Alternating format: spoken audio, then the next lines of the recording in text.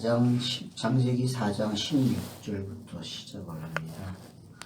우리가 4장에서 지금 보고 있는 게 아담과 하하가 여기서는 아담이 나왔다는 것보다는 하하가 나왔다라고 표현되는 게 강하죠.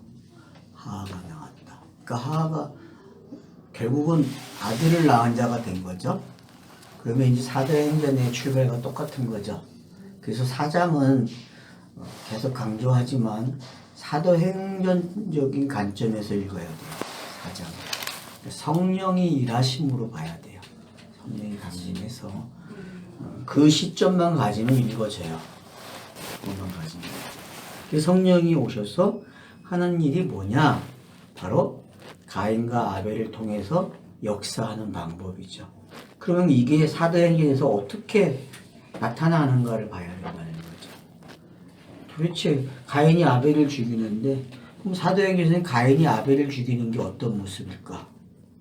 제가 질문을 던지는 겁니다. 그러니까 사도행전을 보시면서 가인과 아벨을 한번 찾아보시란 말이에요. 가인과 아벨이 도대체 어떻게 나타나는지.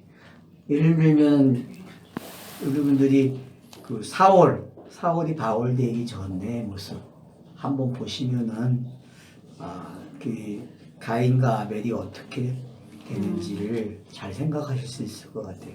왜냐하면 쌍태 이야기라고 했잖아요. 가인과 아벨의 이야기는 그런 관점에서 여러분들 그러니까 스데반의 설교도 그 설교 자체는 어떤 설교죠? 언약적 설교죠. 스데반의 설교가 언약적 설교인데 전부 표표로 들으면 뭐예요? 다 이스라엘에 자긍심을 심어주는 이야기잖아요. 하나님 우리에게 이렇게 하셨다라고 하는. 근데 그걸 진리의 내용으로 가서 하늘의 이야기를 들으면 어떤 내용이 되는 거예요?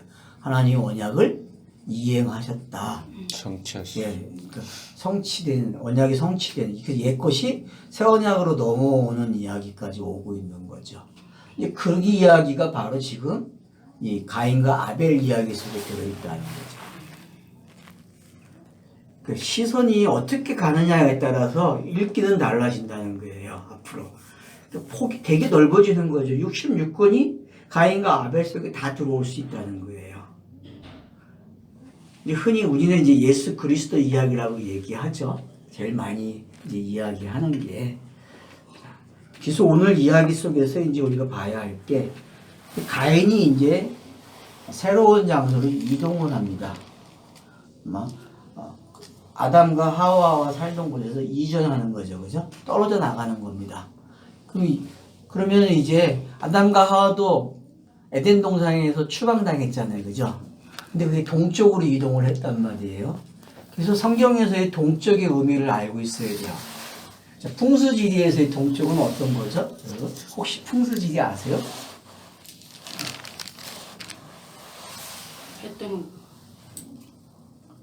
해 뜨는 곳이면 맞죠. 해가 뜨는데 그 의미가 뭐냐는 거죠. 동쪽이 가지고 있는 의미. 빛이 오는 것. 상당히 좋은 의미거든요. 풍수지리에서도요.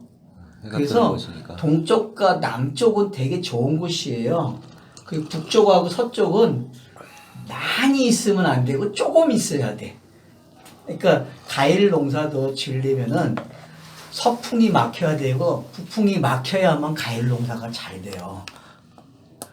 우리 사람도 마찬가지야. 사람도 집을 지을 때 북풍하고 서풍은 막아. 집을 지을 때. 그쪽은 창문을 안 내요, 원래.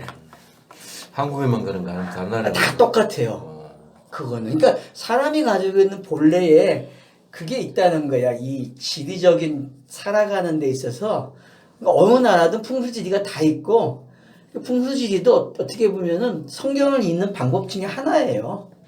그러니까 진리를 찾아가는 내용이 하나라니까. 자연 이치 속에서 자연 이치 속에서. 그러니까 풍수지리를 가장 적용을 잘한 것이 우리나라에서는 절간이란 말이에요. 절간이 있는 곳은 아기가 잘 태어나는 곳이야. 자궁내 자리거든. 제일 따뜻하고 안전한 장소야. 물도 적당히 흘러주고. 그러니까 그 자궁이 있는 곳은 전부 다 지리에서 다 절간이 차지하고 있는 거야. 생명이 잉태하는 곳이. 예, 예. 생명이 잉태하는 그걸 절간이 알고 있는지 모르겠어. 땅은 그렇게 차지했는데. 그러니까 재밌다는 거죠, 이게.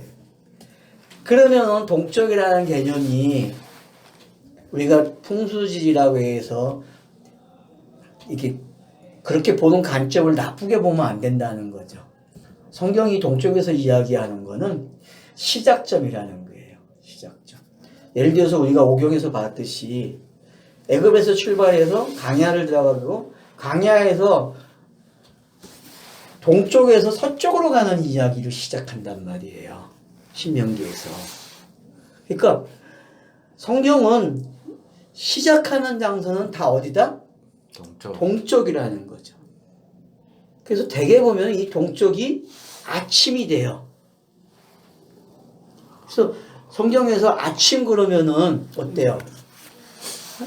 깨달은. 예, 이제 새롭게 강명을 열어가는 밝혀지는. 새로운 저녁의 시간을 마감하고 하람의 시간을 마감하고 새로운 율법의 시대에서 은혜로 시대로 넘어오는 그런 장면이란 말이에요. 옛사람이 새사람이 뭔지를 알고 시작한단 말이에요. 이제 그런 관점이 바로 동쪽의 개념이라는 거죠. 그래서 시편에서 동에서 서에 동과 서가 먼 것처럼 우리를 옮겨 놓으셨다고 얘기하거든요. 그러니까 서쪽에서 출발을 하면 동쪽에서 출발하면 어디까지 가요? 서쪽까지 가는 거야. 그게 성경의 이야기라는 거죠. 그게 차서야. 성경의 기록 방법에. 그리고 그게 하나님의 계획이죠. 그러면 에베소서 1장에 나오는 아버지, 아들, 성령의 그 차서가 바로 그대로 들어오는 거예요. 그 차서가. 성경 이야기는 그 차서밖에 없기 때문에.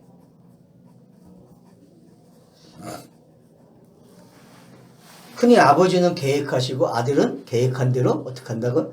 언약을 성취자로 오시고 그 다음에 성령은 그 완성된 것을 각 개인에게 적용하는 거죠. 그래서 개인이 똑같이 되게끔 그 내용과 그게 성경의 이야기란 말이에요. 그러니까 성령의 시대 그러면은 각 개인에게 지금 언약이 어떻게 돼요? 성취된 것을 하나하나 가르쳐주고 있는 거예요.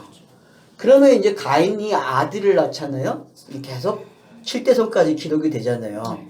그러면 이 이야기는 벤의 이야기란 말이에요. 낳고 이야기란 말이에요. 근데 그 낳은 이름들을 한번 보세요. 이름들을 보면은 하람이 일어나는 이름이야 전부 다.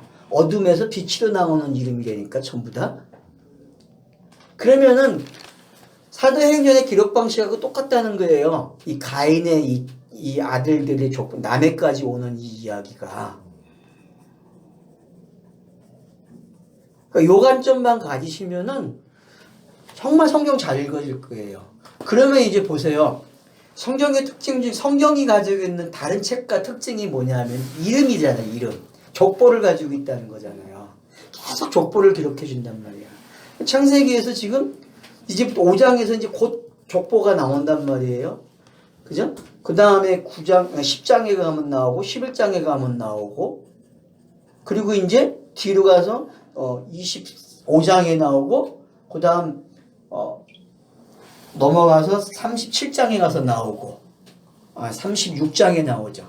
이런 족보들이 계속 형성이 되는 이유가 그래서 역대기는 뭐예요? 1장부터 10장까지가 전부 다 족보야. 시작을 족보로 한단 말이에요. 왜 그래요? 왜 그래? 그러면 왜 셈이라는 그 단어를 가지고 계속 기록을 하고 있을까요? 벤을 낳았다고.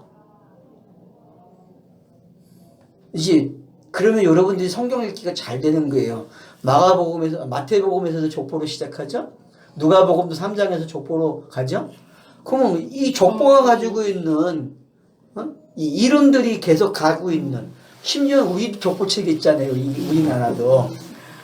우리나라 사람들이 지금 성경이 말하는 의미를 가지고 족보를 가지고 있었다면 대단한 민족이야.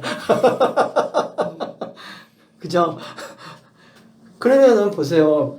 족보를 가지고 있다는 거는 여러분 족보 이 5장 가서 이야기하면 되겠지만은 일단 한번 던져놓고 갈게요, 제가.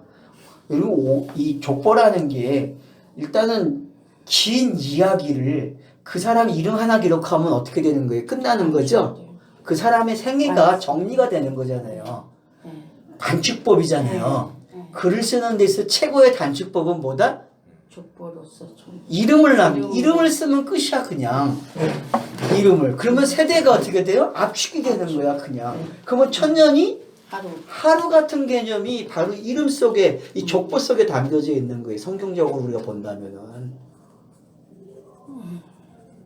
그 긴 역사를 하루 한마디로 예, 한마디로 그냥 딱 정리하는 거예요. 그 우리가 언약이 많다고 나오잖아요, 구약이. 근데 막상 쉬운 게 뭐냐면 그냥 이름 속에 다 담겨져 있는 거야. 이름이 다 가지고 있는 그 언약의 내용들을, 그 언약의 차서들을 다 그대로 가지고 온다니까. 제가 지금 와가지고 시간이 남아가지고 한번 다 단어의 의미를 찍어봤어요. 전부 찍어보니까 딱 맞는 거야. 다 하람 이야기야.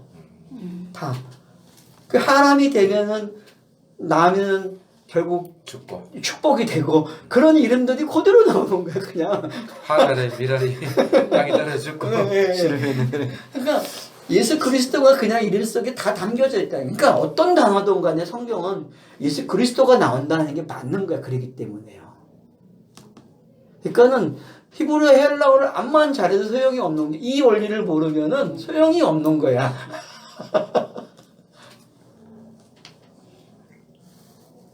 그러니까 그런 신학자들이 헬라어, 히브리어를 달달달 외우고 고대의 근원적인 언어까지 다 파악을 했는데도 제대로 보지 못하는 이유가 있다는 거죠. 지금 안 보여 지금. 예. 그러니까 그 새로운 눈을 가졌다는 거는 어떤 단어든 예수 그리스도로 보인다는 거야. 그래서 제가 믿음을 정리할 때 그런 거잖아요. 믿음은 뭐다? 보이는 것을 예수 그리스도를 읽는 게 믿음이야. 보이는 것들, 눈으로 읽어지는, 보여지는 것들 전부 듣는 것을 다 뭘로 들어야 돼? 예수 그리스도로 들어야 된다는 거죠. 읽어내야 되고. 그게 믿음이에요. 그게. 삼남망상이 다그 그것을 설명한 거지. 예. 그러니까 다 그게 믿음이라니까. 그래서 히브리서 11장 1절 2절이 너무 중요한 핵심 포인트라는 거죠. 믿음은 바라는 예. 것들의 실상이다 그랬는데 그 자체에 우리가 바라는 것들의 실상이라는 게 그게 바로 예수 그리스도. 그러니까 이제 그러면 이제 좀 이름을 대하는 태도가 어때요? 아, 되게 달라질 수 있다는 거예요. 이름이 야, 이렇구나. 이름은 나오라는 게임도 한다니까요. 그래서 이름이 시작을 하면은 끝에 가면은 결론이 나와 있단 말이야, 항상. 요 사람이 시작해서 요 사람으로 끝나는 이유가 있는 거야. 아담으로 시작해서 노아로 끝나잖아, 안식으로. 그러면은 일곱 날을 그대로 설명했어요, 안 했어요? 일곱 날 안식으로 끝나는 그 그대로 설명이 된 거예요. 우리도 이름을 함부로 지으면 안 되겠네. 그래서 한국 사람들이 돈 주고 이름까지 짓는 거죠. 목사님 중간에 이름 바꾸시면 어떻게 인생이 달라지나? 인생이 달라질 수도 있지. 근데 그거는 뭐 이렇게 의미를 부여할 건 아니고. 안 달라져요. 거기다가 의미를 부여하면 날라리가 되는 거야. 성실 자매님도 이름 좀 바꾸실라나? 많이 바꿨잖아. 지금도 막 바꿔서 사용하잖아. 사람들이 다 바꿔줘요. 그래. 안성실로. 안성실로 성을 바꿔보네. 그러니까 우리가 이제는 성경에서 이름이 많이 등장을 한다. 그러니까 우리가 사무엘서 1장 1장에서 이름이 등장했잖아요. 근데 보면 전부 다 어때요? 성경이 1장 1절은 전부 선지서도 보면 다 이름이야. 그렇죠? 그러니까 왜 그런지 이제 이해가 되죠. 왜 그렇게 기록을 하고 있는지. 그러니까 성경이 있는 방법 중에 이 이름이 가지고 있는, 이름을 저 자리에 사용한다는 게 어떤 건지만 알아도 대단하다는 거죠. 우리도 인생 살고 나면은 이름 석자가 왜 남겠네. 그것만 남는 거니까. 호랑이는 가죽을 남기고 우리는 이름을 남긴다고 그러는데 아버님이 이름을 잘 지었는지 모르겠다. 그 이름 아무 소용이 없다니까. 하늘의 이름이 돼야지. 족보가 다 예수 그리스도의 복음의 시작이다. 이름을 같은 날. 이름을 준다고 그랬는데 받는 사람 안다고 이제 계시록에 그렇죠. 받는 사람. 결국은 받는 받는 사람이 하는 거. 그렇죠. 하늘의 이름은 네.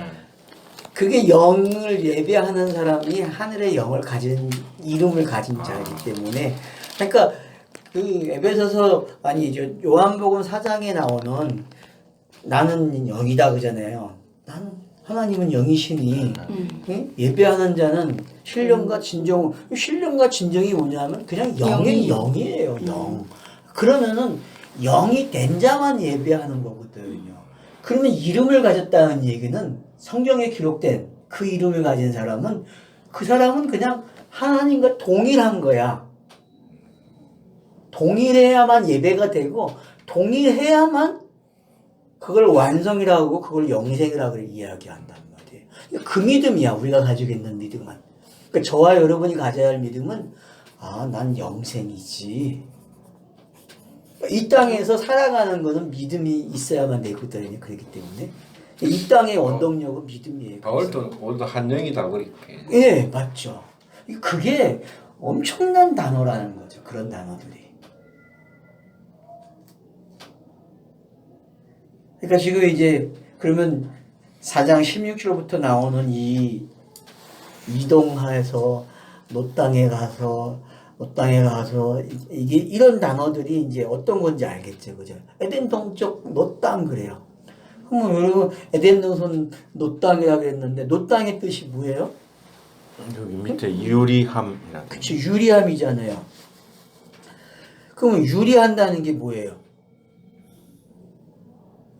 유리하는 게. 나그네. 그쵸, 나그네예요, 그냥. 성경에서는 유리하는 게 거처 없이 나그네 하는 거거든요. 근데 나그네 해요, 안 해요? 가다가 정착하는 문화로 들어간단 말이에요. 그러니까 인류가 오는 과정하고 똑같아요. 인류가 거주점이 그렇게 흔하지 않았단 말이에요. 처음에는 돌아다니다가 정착할 곳을 찾는 거잖아요. 뭐 농경 문화로 예. 정착했다는 그런 표현을 쓰지. 그렇죠. 양치기 문화에서 농경 문화로 정착을 하는. 그래서 지금도 양치기 문화는 이동을 하잖아요. 양치기 때문에 풀을 주기 위해서. 그러니까 그런 것들이 그냥 나온 게 아니고 다 하늘의 뜻을 알아볼 수 있는 기회를 주는 경험이라니까요. 하나님 성경 쓰기 위해 가지고. 예. 다 그런 것들이 있는 양도 거죠. 맨날 예. 만드시고 목줄은 타개하시고. 여기서부터 다시 시작이네 그러면. 성경은 항상 응. 시작해서 결론을 내고 시작해서 결론을 내고 그런단 말이에요. 첫째 날에 해당되는 거. 예. 부모를 떠나는 거네 이게. 거주할 때. 그래서 이제 이 에덴의 동쪽이 어떤 건지 이해가 되죠. 예? 아버지가 나온 그 땅하고 똑같이 시작을 해서 결국은 똑같은 과정을 겪게. 그러면 인생은 애굽에서 강야로 가나안의 이 인생이 똑같다는 거야. 인생인 어떤 예수를 믿든 안 믿든 하나님을 알든 모르든 누구든지 살아가는 프레임이 똑같다는 거야. 여기서 벗어나지 못한다는 거죠. 누구든지 프레임은.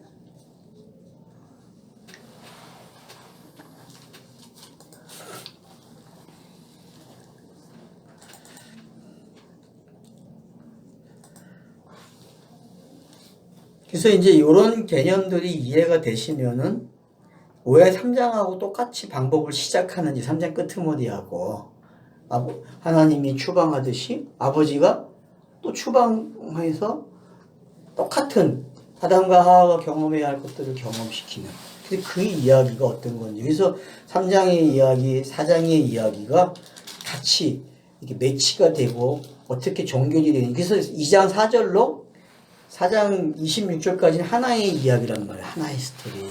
그래서 하나의 스토리로서 꼭 읽어낼 수 있어야 된다. 근데 되게 보면 가인의 이야기 따로, 그렇죠?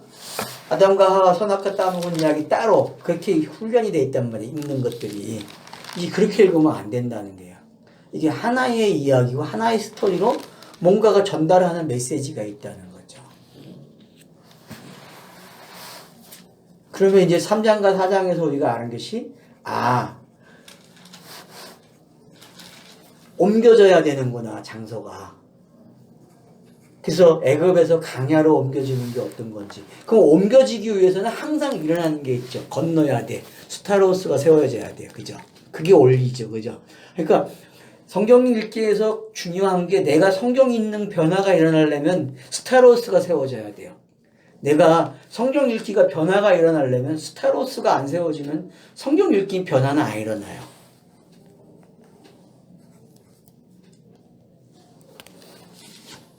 죽음이죠. 그래서 죽음 사랑 그러잖아요. 와우가 되게 잘하는 거예요. 그런 면에서는 제대로 본 거죠. 그런 부분에서. 그래서 죽음 사랑이 없으면 안 되는 거야. 먼저 죽어야 돼.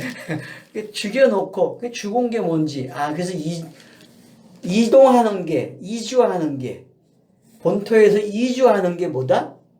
하람이 일어나는 게 설명이 되는구나. 죽어야 되는. 죽음 사랑이 시작되는 거죠.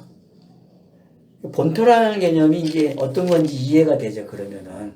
그래서 우리 가서 보면 호구 딱 동사무소 가서 뜨면 어때요? 족보가 딱 나오잖아요, 그죠? 어디서 시작 이사는 본이 어딘지. 본적. 예. 그게 있다는 게 어떤 건지 이해가 된단 말이에요. 그러니까 거기서 떠나야 된다니까? 거기서 살면 거지야. 본적에서 옮겨나야 옮겨져. 그래서 옮긴 사람들이 잘 산다니까? 거짓을 한 번씩 대이동을 한 사람들이 경상도 사람들은 전라도 가서 살아야 되고 전라도 사람들은 경상도 가서 살아야 된다니까 서로가. 그래야 축복이 된다니까? 왜냐하면은 보세요.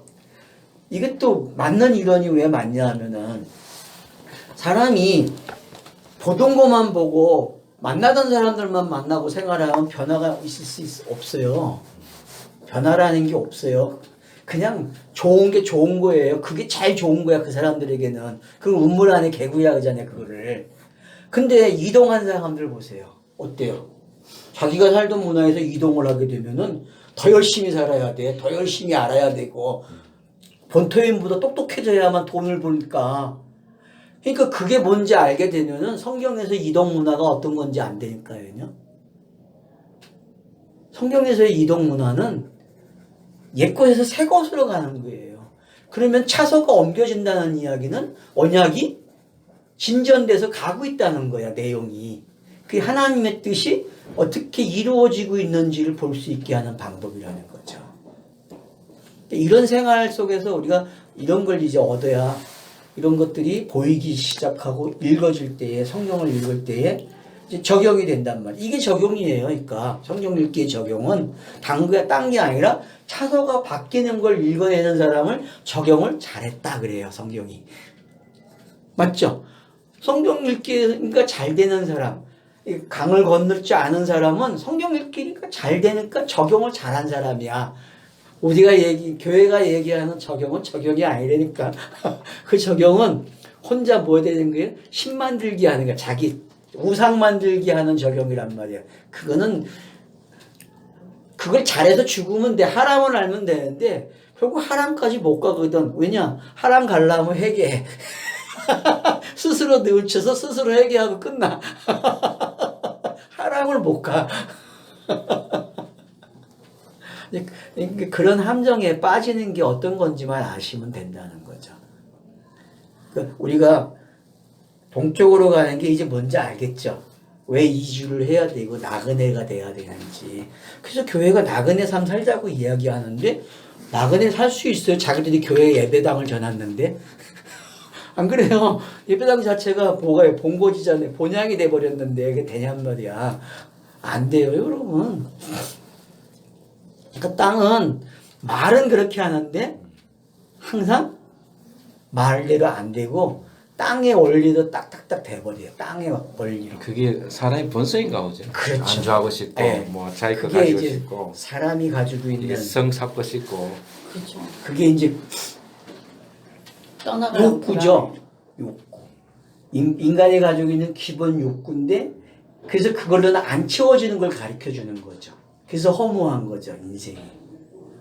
그나마 믿음이 있는 사람들은 하늘 걸 보기 때문에 엔돌핀이 나오는 거야. 살아갈 수 있는 힘이 나오고. 그렇게 안주하고 자기 성 쌓는 걸 하나님이 이제 싹 허물어가지고 옮겨버리고. 예, 옮겨놓는. 또 될성 싶으면 옮겨놓고. 그래서 결국 가나안 땅에서도 이방인 되게 하는 게 그 원리잖아요. 그 제로 유니트인가 제로 유니트부터 이 시작하고 땅에서 발이 떠야 된다니까. 귀신들이 돼야 돼. 이 땅에서 발이 떠야 돼. 비행기 타면 떠지나요? 그러니까 이제 동적의 개념이 좀 훤히 들어오죠. 이름을 갖는 거하고 동적의 개념이 이제 좀 정리가 되면 좋을 것 같아요. 그러면 이제 그 다음 내용은 되게 쉽다는 거죠. 열심히 이동했으니까 아담과 하와가 가인을 낳았듯이 자기도 어떻게 가인도 벤을 낳아야 된다니까요. 벤을. 그래서 이제 농사를 잘 지은 모습이죠. 그죠? 벤을 낳았으니까. 여태껏 농사 무슨 농사 졌어요? 땅이고 땅의 소산을 위해서 농사를 졌단 말이에요. 근데 이제 땅의 소산이 아니고 하늘의 수산. 이주하니까 동쪽에서부터 무슨 일이 일어나요? 아들. 이제 아들이 태어나는 이야기가 기록이 된단 말이에요. 아들이. 여기 앞에 요 3장에 아담과 하와의 내용하고 거의 똑같네. 예, 똑같이 기록 방식. 에덴 동산 예. 동쪽에 예. 해가지고 또 동치만이 예. 임신을 예. 했다고 이렇게 돼 있네. 그러니까 이제 이해가 되죠. 성경 기록 방식이. 그러니까 성경 저자가 가지고 있는 습관이 있다는 거죠. 그 습관은 우리로 하여금 성경 읽기를 잘 할 수 있도록 인도해주고 있다는 거. 재미나게 읽으라고. 이게 문학을 한다는 게 그런 거예요. 그러니까 이건 문학을 안 거거든요. 이렇게 읽으면요. 지금의 말로 하면은. 근데 이미 그러니까 사람은 그게 있다는 거야. 문학 책이 없어도 문법이 없어도 그냥 사람의 구조가 그렇게 된다니까 그냥. 문학 문법을 안 배웠다고 문법을 모르는 게 아니야. 내가 나를 보니까. 이 사람이 하나님 그 말씀 알아 들을 수 있도록 예. 아예 막 머리 구조가 그렇게 그렇게 되는가 봐. 되는 거죠. 그래서 아내와 동침함에 그가 임신하여 에녹을 낳은지라. 그래서 이 에녹이라는 사람이 이제 5장에 가면은 에녹하고 똑같은 이름을 등장시키고 있어요. 그러니까 여러분들이 왜 성경이 똑같은 이름을 가인에게 자손에 놓고 아담의 자손에 놓았는지 좀 이해가 되셔야 돼요.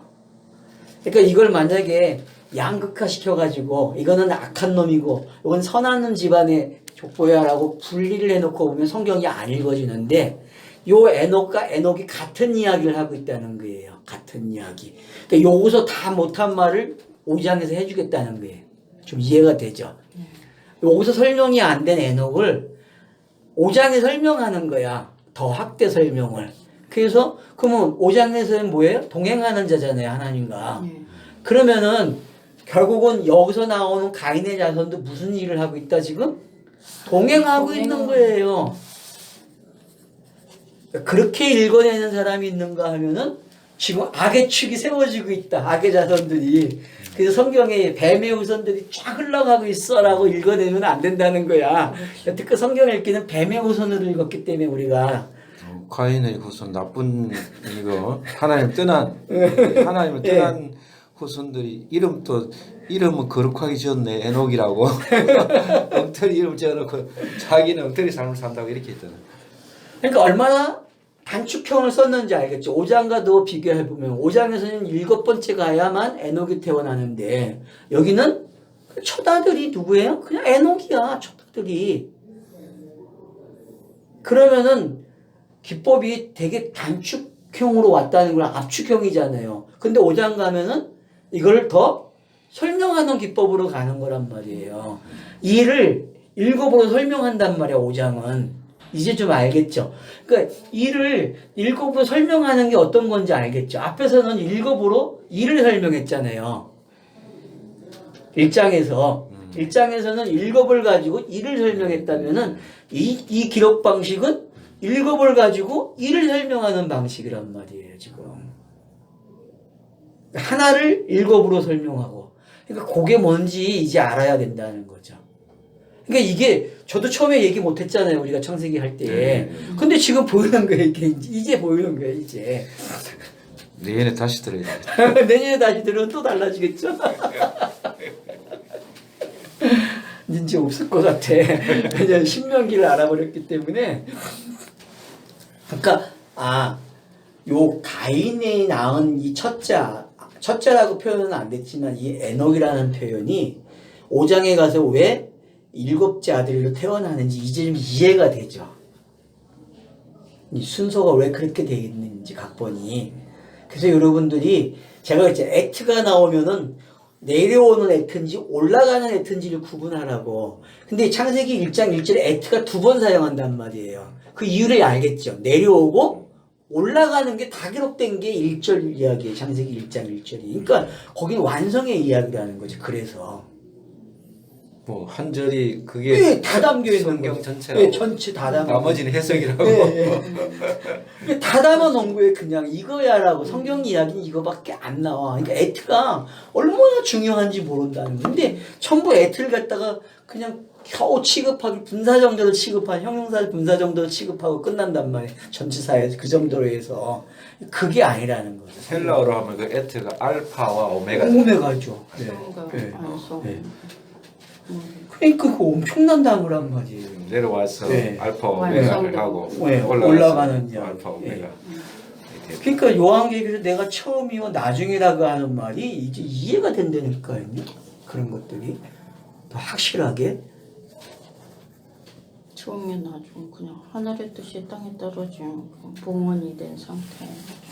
자, 그래서 이제 에녹성이라고 이름을 짓잖아요. 이름조차도. 그러면 이게 뭐가 된 거예요?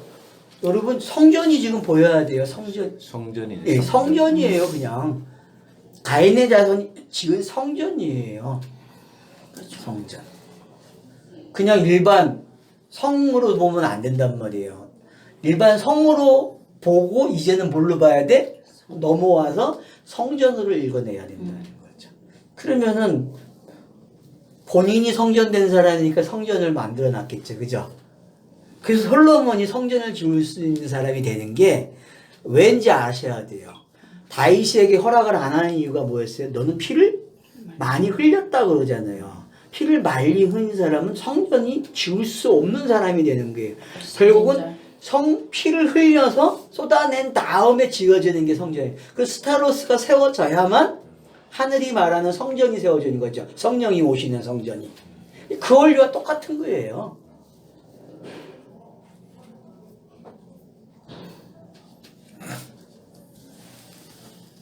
그래서 이제 에녹이라고 하는 게 어떤 건지를, 그러니까 이 에녹을 알아야 5장에 나오는 에녹을 안 되니까 동행이 뭔지를. 이게 동행이라는 단어와 같다는 걸 아셔야 돼요. 성을 썼다는 게. 임마누엘 하나님. 예, 임마누엘. 하나님 같이. 예.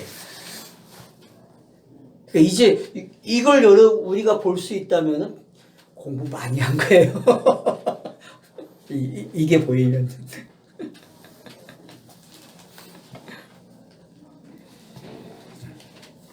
자, 그래서 18절에 보면 에녹이 이낫을 낳고, 이낫은 무야엘을 낳고, 무야엘은 무드사엘을 낳고, 무드사엘은 라멕을 낳았더라. 18절 안에다가 싹 가둬놔버리죠. 그죠? 기가 막힌 단축이잖아요. 낳고 해서. 그러면 보세요. 5장에서는 얼마 살다가 누구를 낳았고, 언제 죽었더라. 11장 가보세요. 자, 얼마 살다가 누구를 낳았다, 그리고 죽었다라는 단어가 안 나와요. 그러면 어때요? 요 4장을 설명하는 장치죠. 5장과 11장이. 그러니까 우리가 알아야 할 게 이제는 시선을 완전히 바뀌어야 할 게 뭐냐 하면은 5장에 나오는 족보하고 11장에 나오는 족보가 뭐가 다른지 알아야 돼. 자, 5장에 나오는 족보는 거듭나는 족보고 이 땅에서 소식회가 숨 쉬는 게 죽는 이야기로 끝이 나죠. 그죠? 예. 그쵸? 땅과 되게 가까운 이야기 5장 이야기는. 근데 11장의 이야기는 그게 아니라 그냥 하늘의 이야기로 기록하고 있다는 게 그냥 하늘의 이야기로. 근데 이 4장에서 나오는 이거는 뭐다? 5장과 11장을 다 가지고 있는 거야 지금. 이름만 달라. 예. 이름하고 안 낳고는 있네. 이해가 되죠. 그러니까. 관계를 이어주는 이걸 여러분들이 차선을 좀 봐가지고. 이제 가지고 생각을 좀 하시란 말이에요, 앞으로는.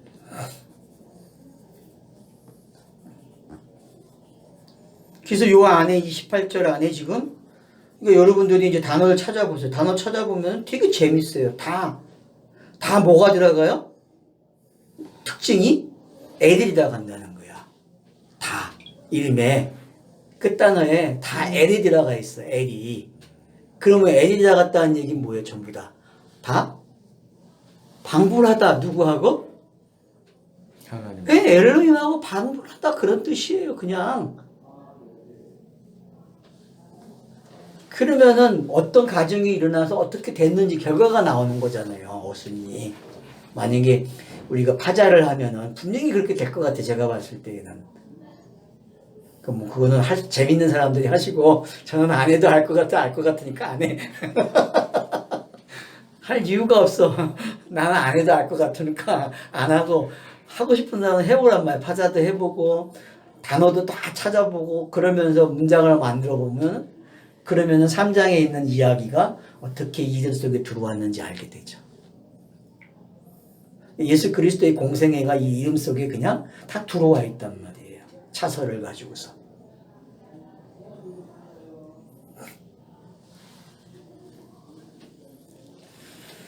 자, 그 다음 이제 19절에서 남액이 하는 일이 나와요. 그러니까 여기서 남액이 나왔다는 이야기는 여러분들이 이 남액도 이름이 어때요? 5장, 6장에 가면은 끝에 노아의 아버지가 누구예요? 남액이죠. 그죠? 그죠? 노아의 아버지가 남액이에요. 그러면은 여러분들이 지금 남액의 이야기는 노아의 홍수 이야기와 같다고 읽으셔야 돼요. 이게 6장에서 9장까지 이야기가 요 남액의 이야기 속에 다 담겨 있는 거예요. 거기에 뭐 조상 누가 나오고 아들들이 다 나오잖아요. 그리고 살인하는 이야기까지 나오고 그 내용이 전부 다 노아의 홍수 이야기와 같다고 읽으셔야 돼요. 앞으로 읽으실 때에는 그걸 찾아내야 돼요. 그러니까 왜? 성경이 지금 읽는 방법을 우리에게 가르쳐준 게 에녹하고 남액을 통해서 너희들이 읽을 때 어떻게 읽어라? 찾아내봐라 한번. 찾아내봐. 내가 글을 이렇게 썼는데 이건 아무나 못 보는 글 읽기야. 아무나 못 보는 글 읽기란 말이에요. 에녹을 설명하고 남액을 설명한단 말이에요. 그 어떤 아들이 태어나는지. 그래서 어떻게 예수가 죽고 그리스도가 되는지가 담겨져 있단 말이에요. 이 남액의 이야기 속에는. 그게 보여야만 이제 이런 거구나. 그래서 예수가 왜 자기 죄가 아닌 이 땅의 백성들을 위해 죄로 죽는지, 그 자기 죄가 아닌 그 죄가 뭐지? 그러니까 여기서 남에게 아이를 쳐서 죽인다고 그러거든요. 자기를 기분 나쁘게 했다고 죽인단 말이에요. 이런 것들이 뭔지, 이런 것들이 과연 예수의 공생애와 어떤 관계가 있는지 얼마든지 찾아볼 수 있다는 거죠. 우리는. 그러니까 이런 것들이 앞으로 어떻게 발전해가고 이런 글들이 이 짤막한 글이 되게 읽으면 뭐 이런 게 다 했나 할 정도인데 뻥을 얼마나 튀기는지 알겠지. 뒤로 가면은 이걸 가지고서 삶을 불리기가. 그러면 앞의 이야기와 이 이야기는 또 연결된다. 가인에게 일어난 아벨을 죽이는 이야기하고 지금 여기서 일어나는 이야기하고 같다고 여러분이 매치시켜야 된다는 거죠. 또 하나는 하하가 선악과를 따먹는 이야기가 지금 요 남에게 이야기 속에 다 들어와 있다는 거예요. 그렇게 봐요. 예. 그러니까 그릴 길 그렇게 할 수 있어야 된다는 거죠. 그림을. 여기 그 여인이 둘이니까 예. 그 아브라함의 그 사라와 그치요. 이제 율법이 등장하죠. 예. 율법과 새 언약, 옛 언약과 새 언약이 등장하죠. 갈라디아서로 이야기하면. 예. 두 여인. 그러니까 그것도 보시면 돼요. 다 있어요. 그러니까 이 안에는 유심히 살펴보면은 기존의 개념을 없애버리고 유심히 그냥 다양한 각도에서 보다 보면은 많이 보인다는 거죠. 이게. 지금 에녹 이제 이해가 되죠? 남액이 이해가 된단 말이에요. 이게. 그러면 이제 내용이 남액을 통해서 남액이 낳은 아들들이 속성이 드러나듯이 여기서도 3명의 속성이 드러났단 말이에요. 그쵸? 두발가인부터 시작해서 이 3명의 아들들, 응? 야발, 응? 셀라, 이런 것들이 장막에 거하는 야발, 그 다음, 응? 또 두발가인, 또 누구야? 유발. 예, 유발. 이런 자들이 전부 뭐예요? 전부 세 아들이잖아요, 여기도. 그러면 노아와 낳은 아들도 셋이죠. 그죠? 네. 맞죠? 네. 그러니까 요 세 이야기에는 앞으로 차서가 3개가 담겼다고 읽으셔야 돼. 그럼 아버지의 차서, 아들의 차서, 성령의 차서가 요 안에 들어있구나라고 읽어야 된다니까요. 그렇게 해놓고 읽어보란 말이에요. 그렇게 정의를 내려놓고서. 그러면 성경에 우리가 3차서 알죠? 그죠? 애굽, 광야, 가나안. 이런 차서들. 이런 차서들이 이 이름 안에 들어온 거예요. 그러면 셈, 함, 야벳. 이것도 어떻게 돼요? 똑같은 차서가 되는 거예요, 그냥. 똑같이. 그러니까 이것이 어떤 건지 알게 되면은 왜 여기서 셋이 나오고 남에게서 똑같은 남액이 세 아들을 가지고 기록을 해줬단 말이에요. 슬그머니. 근데 우리는 이런 문학적 기법을 다 놓쳐버렸다고. 다 놓쳐버리고 하나는 그냥 가인의 그냥 여자의 후손, 뱀의 후손이야 라고 정죄해버리고 가버린단 말이에요. 그리고 취급도 안 해. 그래서 4장은 성경 읽기에서 제일 잘못하는 장이야. 4장이. 왜냐하면 그 앞에서 여자와 뱀의 후손이 원수가 된다고 했으니까 등장하는 인물이 뱀의 후손이 등장해야 되고 여자의 후손이 등장해야 돼. 4장에서. 그러다 보니까 사람들이 그냥 치부해버려. 그렇게 보여지는 대로 그냥 읽어지는 대로 딱 선이 탁 읽어진다니까요. 그렇게. 근데 그걸 그렇게 읽으면 성경을 못 읽는 게 되는 거죠. 그러니까 성경 창세기가 안 읽어지니까 다른 책이 안 읽어진단 말이에요. 그러니까 거기서 언약 관계로 보지 못하면 성경 전체가 다 언약으로 보긴 보죠. 일반교에서도 원시복음이 네. 나왔으니까. 그렇게도 말을 하는. 그러니까 이게 원시복음 안에는 가인의 이야기도 있고 가인이 남에게 이야기도 들어있다고 이야기를 해야 되는데 이 원시복음에는 그게 살리는 이야기로 봐야 그치. 되는데 우리가. 살리는 이야기로 못 가는 이유를 이제 본인에게도 찾아내야 되고 성경 읽기 속에서도 내 습관을 고치는 게 어떤 건지 이해가 돼야 된단 말이에요. 그러면 이제 힌트가 됐죠? 자, 에녹은 에녹이 해석한다. 남액은 남에게 해석을 해준다. 그죠?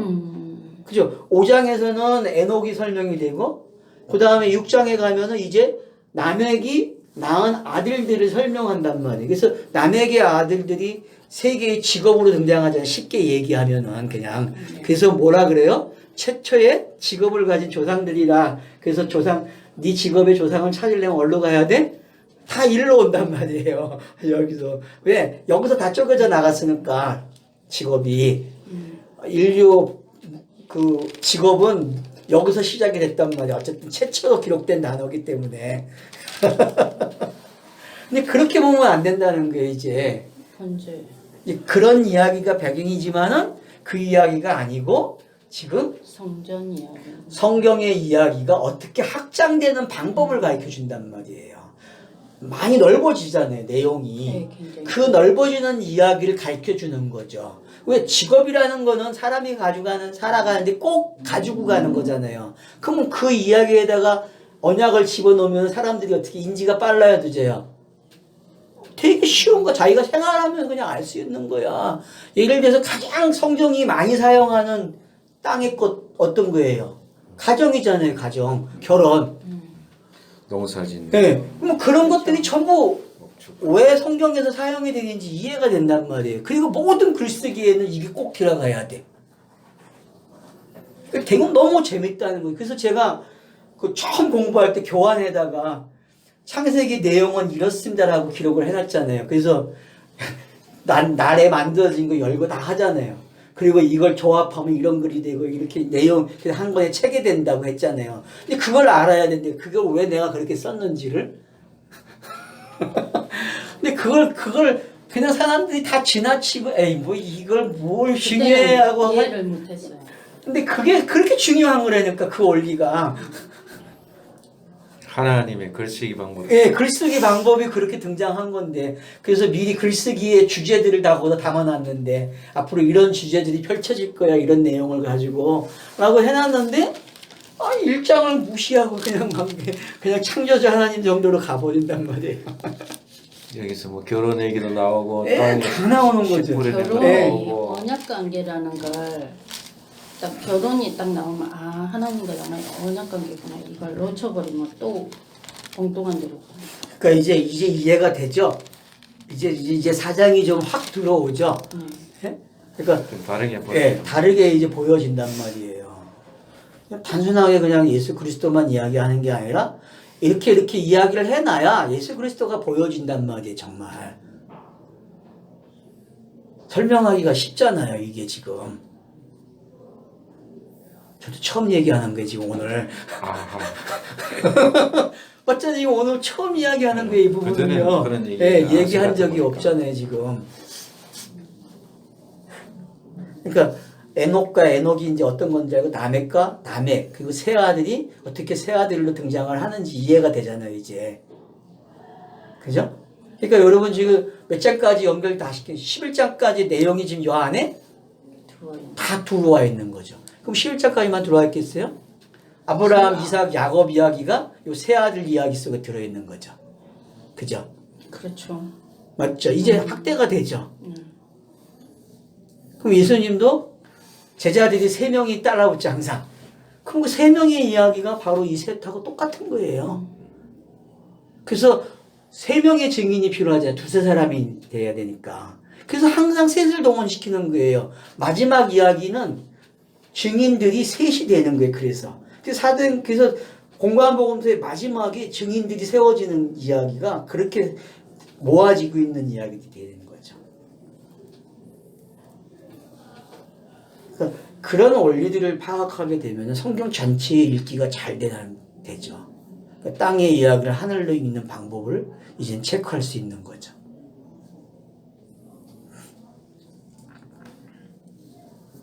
솔직히 내용 들어가서 읽을 거리는 별로 없어요.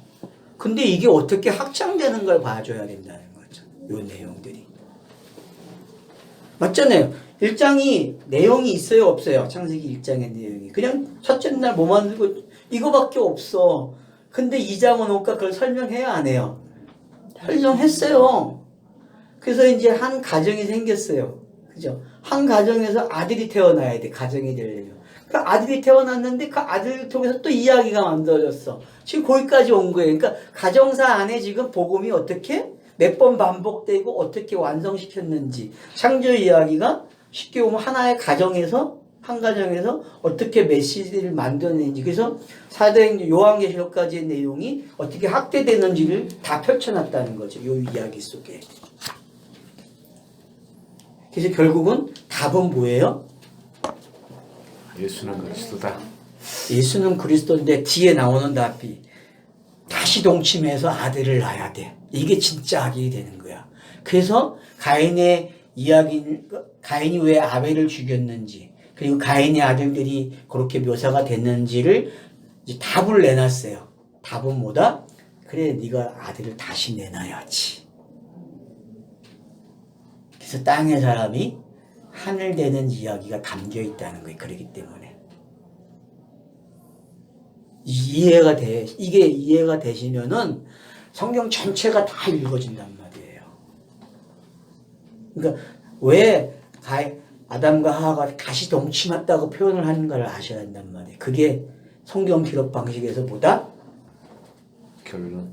결론이고 안식이 설명되는 거죠. 진짜 아들이 이거야. 내가 원하는 아들은. 그래서 강을 건너고 강을 건너서 마지막 차소가 바로 이렇게 기록이 되는 거예요. 요한계시록의 모습이 지금 이 25절과 26절에 담겨져 있는 거죠.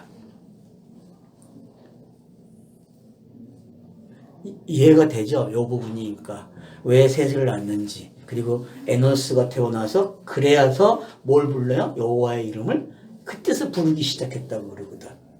일곱째 날 됐네. 예, 이제 일곱째 날이 되고 끝나는 거죠. 그렇게 해서. 그러니까 왁구를 첫째 창세기 1장에서 2장 3절까지 왁구하고, 그다음 2장 4절에서 이 4장 26절까지의 이 왁구가 어떻게 세팅이 똑같은지를 보실 수 있어야 한단 말이에요.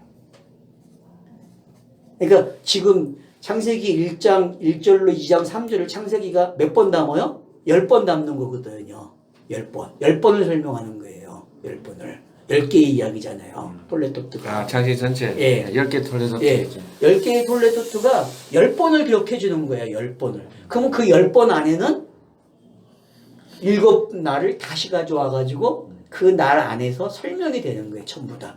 그걸 날 7으로만 설명하지 않고 앞으로는 3으로 가겠다는 표현을 해주고 있는 거예요. 앞으로 성경 읽기 위해서 7날만 가지 말고 이제는 뭘로 가라? 3일길로 가라. 3으로 가라. 그래서 아브라함, 이삭, 야곱이 나오는 거예요. 3으로 가야 되기 때문에. 7을 뭘로 읽어라? 앞으로는 3으로 읽어라. 그래서 아버지, 아들, 성령이 나오는 거예요. 3으로 설명이 돼야 되기 때문에. 그 3은 하나가 되는 4로 끝난단 말이에요. 그러니까 요걸 이제 우리가 이해를 하시게 되면은, 그래서 요셉이 4가 되는 거죠. 그죠? 요셉이 4가 돼서 1로 나왔잖아요. 그죠? 그러니까 요런 방법이 창세기에가 다루고 있는 기법이란 말이에요. 그러니까 지금 그 책 가지고 계시잖아요. 걔네들이 왜 톨레토트를 어떻게, 톨레토트를 찾아냈다는 게 대단한 거야. 학문에서, 신학에서는. 근데 그걸 너무 우리는 쉽게 생각해. 그걸 봤다는 거를. 근데 일반적으로 톨레토트를 못 찾아내거든요. 그냥 성경 읽기 하는 사람. 족보가 나온다고 생각하지. 그게 10개의 이야기로 일부러 편집이 돼 그렇게 모아놨다는 걸 생각은 전혀 못 한다는 말이에요. 근데 지금까지 그렇게 예, 그렇게 성경을, 그래서 과거에 성경을 읽은 창세기는 뭐였어요? 4개의 사건? 4 인물로 나온다고 내가 일부러 그래서 둘을 비교를 해준 거든. 근데 그게 뭔지 몰라. 공부를 하면서도. 그렇게 설명을 해줬는데도 사람들은 못 알아먹는다니까 시간이 돼야 그게, 왜 옛사람들은 넷으로 보고 넷으로 봤는지. 근데 지금은 왜 10개의 이야기로 보는지. 이 차이가 뭔지를 알아야 된단 말이에요. 그러니까 과거의 사람들은 보여지는 대로 읽은 거야. 그냥 보여지는 문자로 읽는 책을 읽겠다면은 이 사람들은 문자를 읽는 방법을 문학적으로 가져갔단 말이에요. 문학적으로. 그래서 문학적으로 장치가 들어있어. 요거 봐라. 계속 10개가 뭔가를 반복해서 가져가고 있네. 그걸 찾아냈기 때문에, 그래서 제가 그 책을 읽으라고 하는 이유가, 그런 걸 알아내야 지금 우리가 이야기하는 것들이 빨리 정보가 정리가 된단 말이에요. 이게 왜 그런 기본 지식들이 왜 나왔는지 알아야 되기 때문에 담아 나왔거든요. 이미 성경이 그거를 그렇게 보라고. 근데 발전됐으면, 신학이 발전됐으면 발전대로 와야 되는데 목회자들은 절대 안 따라온다는 거야. 톨레토트를 설교하는 사람이 없어. 책에는 있는데 설교 속에서 톨레토트가 나온다? 말이. 이 사람은 공부를 하는 사람이야. 근데 거의 안 나온다는 거예요. 왜? 봐도 무시하는 거야. 그게 뭔지 몰라. 이제 이해가 되죠? 우리가, 그러니까 왜 창세기를 넷으로 보다가 10개의 이야기로 왔는지를 알고 계셔야만, 이 패러다임 변화가 이런 거구나. 신학자들의 패러다임이 스스로 일어나고 있는데, 학문의 변화가 일어나고 있는데, 전통은 학문의 변화조차도 안 받아들이는 거야. 혼자가 전통이 된 거야. 이미 전통이라고 하는 신학은 바뀌고 있는데, 전통이라고 말하면서. 근데 본인들은 안 바뀌어, 본인들은. 이게 문제라는 거죠, 지금. 제가 지적하고 싶고, 기존 교회가 요런 것만 패턴을 목사들이 바꿔주고 성도들에게 이런 정보를 줘서 책 읽기를 하고 하면은 얼마든지 바뀔 수 있다는 거죠. 시대가 첨단 과학 시대인데 사진, 오지를 쓰고 있는 시대인데 이제 모든 게 입체화돼서 보이기 시작하고 모든 게 다 저거 되는 시대인데 그런 시대의 세상에 꽝꽝 옛날 그거 갖다가 성경 읽기를 하고 있으면 되냔 말이야. 지금 하나님이 동쪽으로 옮겨놔야 돼. 그치 옮겨놔야지. 안 옮겨졌기 때문에. 그러니까 옮겨졌다는 게 얼마나 감사한지 이해가 되는 거죠. 그러니까 저와 여러분은 감사밖에 할 게 없어. 아멘. 그래서 사장이 좀 정리가 되시죠? 제가 왜 내용을 안 했는지 이해가 돼요. 그거는 그냥 여러분이 읽으셔서 단어만 보시면 돼요. 이런 내용이 이렇게 가주는구나 라는 거. 요거만 좀 파악하시면 될 것 같아요. 그래서 왜 셋이 나왔는지 이해가 되죠. 그리고 에노스가 등장하면서 하나님의 이름을 불렀다는 게 어떤 건지. 그래서 에노스라는 게 이름이 뜻이 뭐예요? 고칠 수 없다, 부패하다, 반대 개념이에요. 깨달았다는 거예요. 자기를 발견한 거예요. 네, 자기를 안 거예요. 나는 하늘이 개입이 안 하면 이게 될 수 없는 건데 하늘이 개입해서 되어졌구나라는 걸 알았다니까요. 이게 신앙 고백이잖아요. 이게. 그래서 요걸 여러분들이 좀 이해를 잘 하셔서 이게 시작을 해서 어떻게 끝나는지 알겠죠. 에녹이 시작이란 말이에요. 시작해서 어떻게 끝을 내는지 알겠죠. 하늘에서 시작해서 땅에 와서 땅에서 하늘로 다시 올라가야 한단 말이에요. 그 이야기가 그대로 지금 그래서 하나님의 이름을 불렀다, 여호와의 이름을 불렀다는 건 올라가는 이야기잖아요, 그죠? 땅에서 완성돼서 올라가는 이야기란 말이에요. 그래서 그런 것들을 잘 정리하시면 될 것 같습니다. 쉽다, 그죠?